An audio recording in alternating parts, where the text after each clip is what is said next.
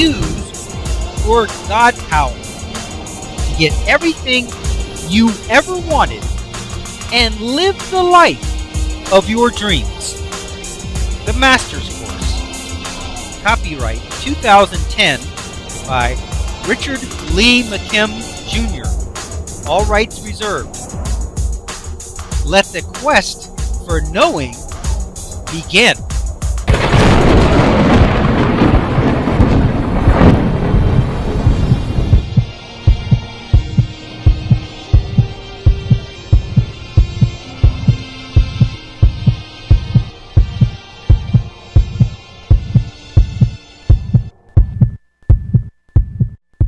This is where physical reality reveals its flaws. Or does it? The prime directive of physical reality insists that every perceived aspect of reality must have a physical component that realistically explains and describes the event. By this directive, sight has eyes that receive light rays and a retina that converts them into nerve signals and all kinds of realistic physical processes that cascade through a brain, finally resulting in vision. However, seeing with the fingertips violates this prime directive of our physical reality. If physical reality were to support this action in a realistic way, it would have to begin generating an eye mechanism in the tip of each finger and generating specialized nerve cells that lead to the brain through the hands and arms. And only after this transformation was complete, then and only then would a realistic reality begin to see from the fingertips by way of this newly generated seeing mechanism. But this physical, realistic counterpart and justification hasn't taken place. Does this mean that physical reality is actually flawed? No, it does not. The reason that reality always has to be realistic is because it is based on our beliefs. We have to believe it for it to be our reality. So, we only believe that which is realistic, and that is why reality always, almost always, has a realistic explanation. Otherwise, we wouldn't believe it and it wouldn't become our reality. Get it? We only believe what is realistic, and so we only experience and see that which is realistic. However, we do have a back door to this realistic requirement. Reality is actually still working perfectly by way of an exception clause. What has actually happened is that this amazing feat has been experienced, and the justification is the supernatural, a miracle, or just a freak of nature.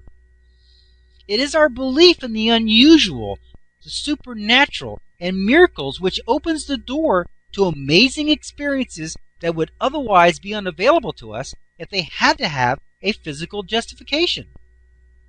This is how I got the idea for this book, because I realized that these weren't just freak occurrences, they were all similar, and that they were all in their own reality. They could do things over and over again, consistently within their own world, reality, that we were unable to do in ours. But the fact that they were able to do these amazing things is as real as the fact that we cannot. According to our agreed upon definition, anything that can be done and experienced is real and reality. Both of these opposing realities can and do exist side by side. Consider this next freak of nature or miracle or supernatural event, or as I like to call it, an expression of their personal, individual, and specialized reality. David Eisenberg, MD, a clinical research fellow at the Harvard Medical School, published an account of two school-aged Chinese sisters in Beijing who could see well enough with the skin in their armpits to read notes and identify colors. What? Okay, let's look at this illustration. Normal reality. Here we go again. The normal physical meaning of the persons. Then the physical meaning of armpits. Armpits don't see. Everyone knows that. The physical meaning of seeing. Seeing requires light and eyes. Everyone knows that, don't they? Equals the physical meaning result. They don't see with their armpits. That's normal reality, isn't it? But you see, that's just reality based on those meanings. You take the meaning that armpits don't see, and you add in the meaning that seeing requires light in eyes, and you get the result, meaning they don't see with their armpits. How can they? You've got a meaning that says armpits don't see. You got a meaning that says seeing requires light in eyes. With those two meanings, it's impossible to see. You will elicit a response, an outcome out of that situation from the infinite that's available where you do not see with your armpits. Out of the infinite possible things it could be, you're going to elicit with those two meanings, armpits don't see, seeing requires light in eyes, with those two meanings together, you're going to elicit an outcome that says you don't see with your armpits. It's simple. That's what resonance does. However, you go down here to your God power, exercised by their own beliefs. You have the physical meaning of the persons. Nothing has changed there, which is the situation. It's neutral. It's the same exact situation as the other illustration where they can see. However, this time we've got two different meanings asserted by God power. We have a meaning that you can see with your armpits. We have a meaning that seeing does not require light in eyes. Now with those two meanings together, resonance goes into the sea of infinite possible outcomes of this situation, and it elicits a situation that they do see with their armpits. Isn't that amazing? Everything's the same, but you've changed the meaning, so now you elicit a different outcome from the infinite possible outcomes that are available. By giving it a different meaning, in this case, two different meanings together, you can see with your armpits, and you don't have to have light in eyes to see, and you get a different outcome. It's just that simple. Here it says in green, the ability has been elicited and activated in their own life experience. Here, once again, they're striking the green tuning fork. I can see, and the meaning is, doesn't require my eyes, doesn't require light, and the meaning is, I can see with my armpits. So what happens? They elicit the response from the situation that says, I can see with my armpits. Not just one, by the way. Both of those girls can. They both had the same meaning. Now, isn't that interesting in itself?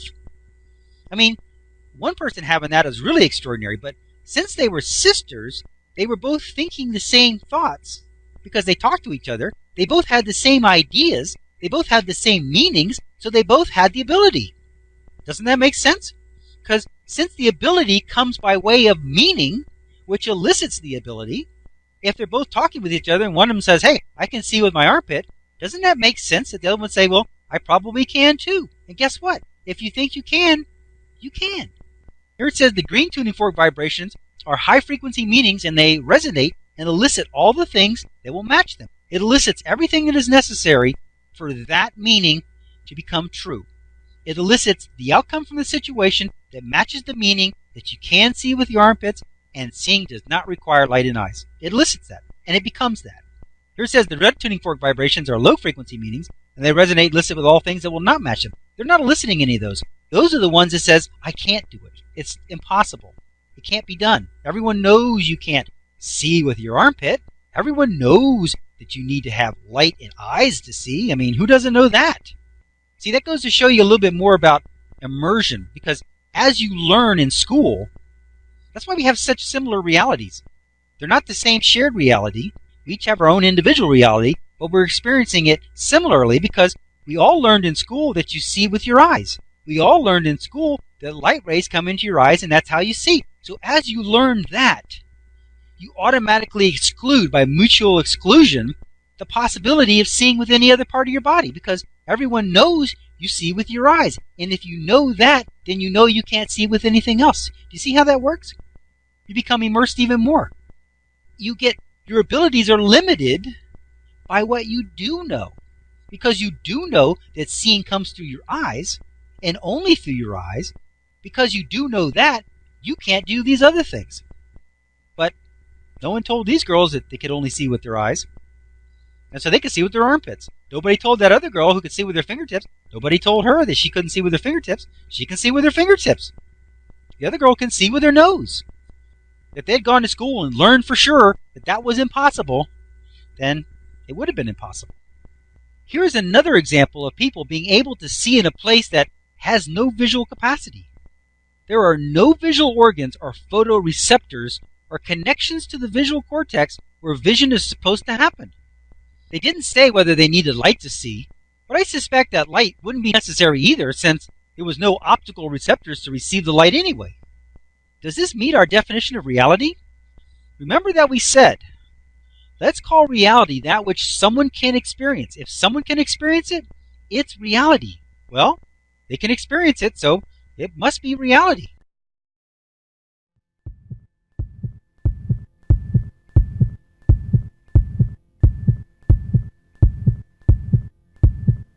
Options. Now activating the next video, play options. One moment please.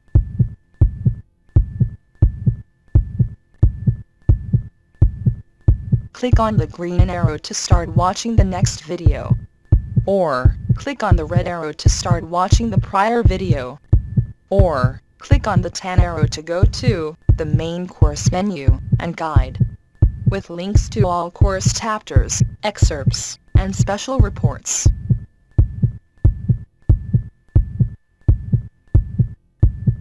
Up next, special video options. Click on your choice of course videos, menus, and excerpts.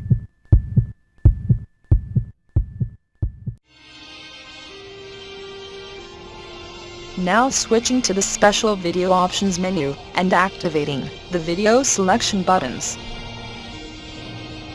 Click on your selection number to start watching the video.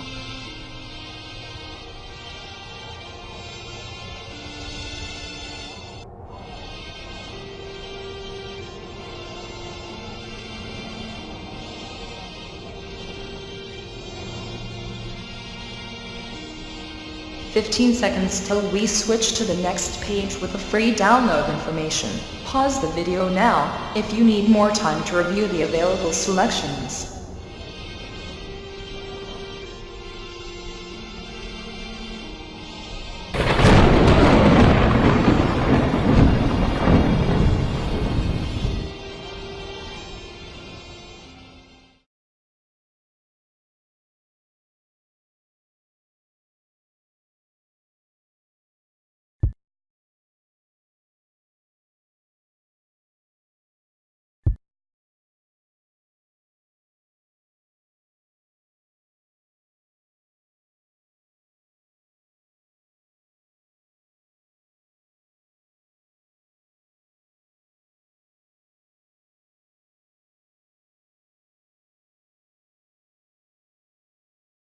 This is the end of this course video. Its video number is listed above. To watch the next video, simply click on the next video in number sequence. Thank you.